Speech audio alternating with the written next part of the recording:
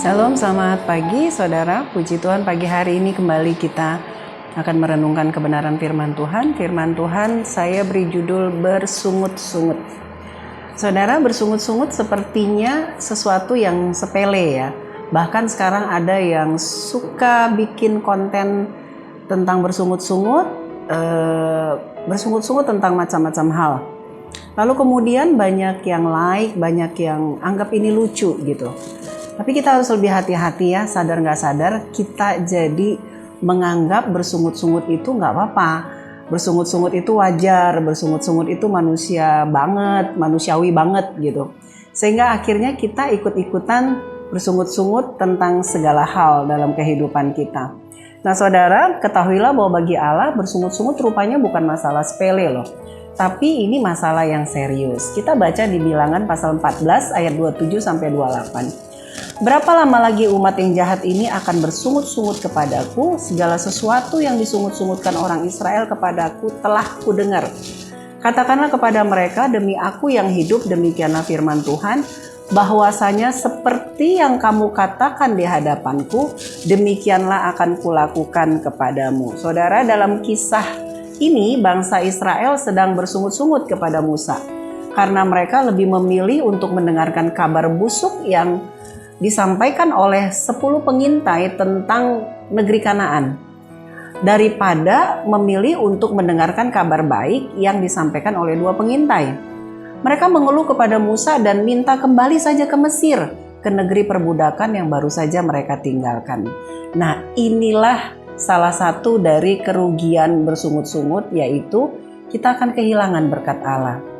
Ketika kita bersungut-sungut, biasanya kita akan mengucapkan kata-kata yang tidak baik asal keluar dari mulut kita.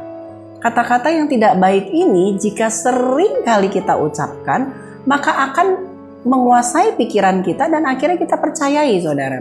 Sehingga akhirnya apa yang kita sungutkan atau keluhkan, itulah yang akan terjadi pada diri kita. Bangsa Israel bersungut-sungut, mereka tidak mau masuk ke tanah Kanaan dan minta kembali ke tanah Mesir. Dan Allah memberikan apa yang mereka minta.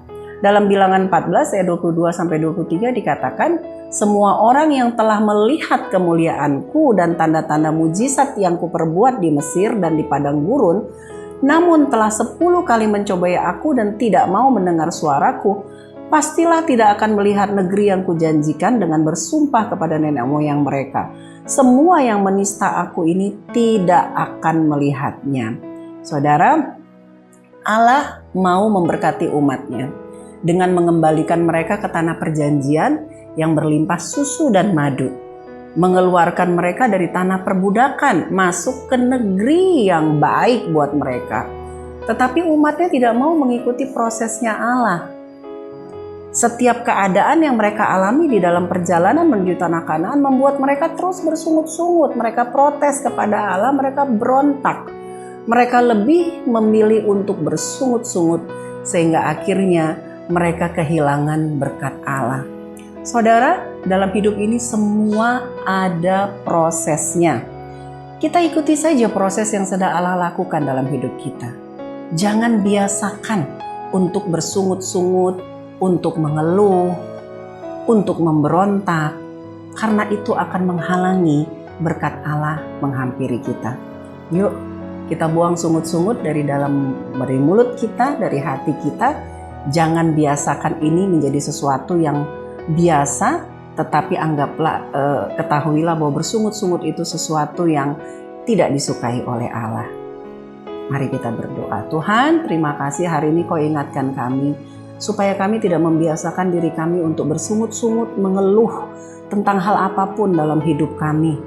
Tuhan tolong kami, kadangkala kami merasa itu sesuatu yang wajar manusiawi, tetapi kami tahu itu akan menghilangkan berkat Allah dari hidup kami.